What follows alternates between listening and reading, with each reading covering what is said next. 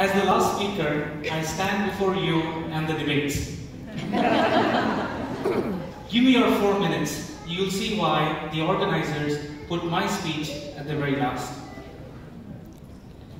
I was diagnosed as pre-diabetic at the age of 32, 2013. And after the birth of my son, I looked to myself and said, what can I do better to overcome that?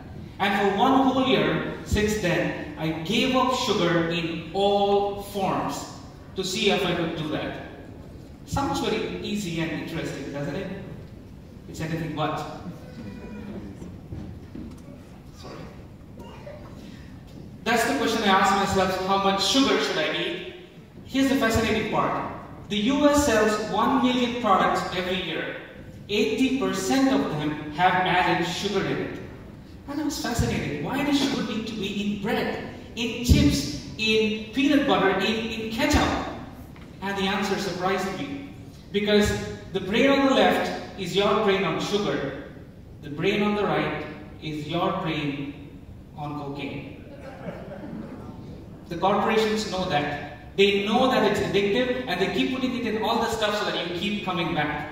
So when I gave up that sugar, for the first 2 weeks, I had these mind-numbing headaches I didn't know what to do with. You guessed it right. I was going through withdrawal pains exactly how a drug addict goes through. It was tough, but I stayed strong. I look forward to my friends to support me. What I learned is this. Hashtag barcode has a sugar code. I look to my friends for support. And you know these friends, right? Jim Herman once said that you are the average of 5 people you surround yourselves with. And with these kind of friends, I had a whole different kind of friends.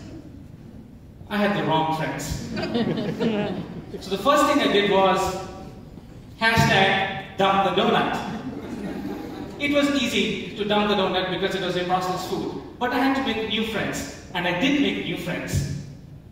I made friends with fruits. Hashtag friends with fruits. Here's the interesting part. A bunch of grapes has the same amount of sugar as dried raisins. But when you eat grapes, the body takes away all the bad sugar and lets you only metabolize what you need. That's why Mother Nature has made that friends. So each time I make a new friend, I tell them, go F yourself. No, I mean, go fruit yourself. So as you can see, the power of one question helped me in that journey. And I shared the story with Linda. Let's see what she has to say. I want to thank Deepak for inspiring me to give up sugar. It's actually something I wanted to do for several years now. And it was just so difficult. And it was one thing he said, it's not what you give up, it's what you gain. And I've gained so much from giving up sugar. And I have lost some weight too. Linda is here today. She traveled 200 miles to tell you the power of the one question actually works. Thank you, Linda. So, how does it benefit you? Why are you going to listen to my speech? I lost 10 pounds in 1 year. Linda lost 20 pounds in 4 months.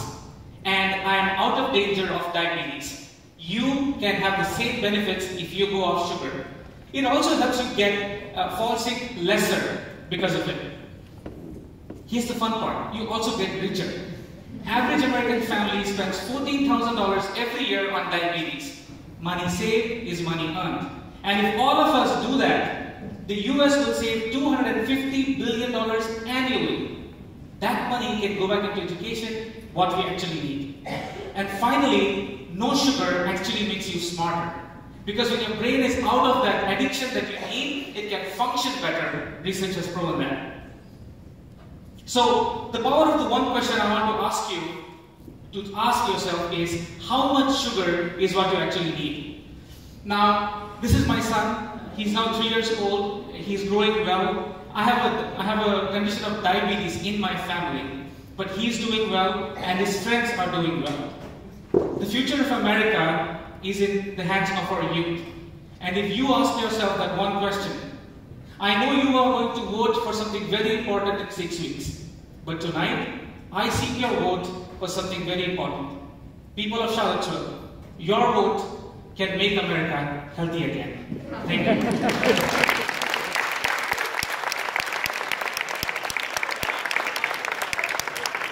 Thank you.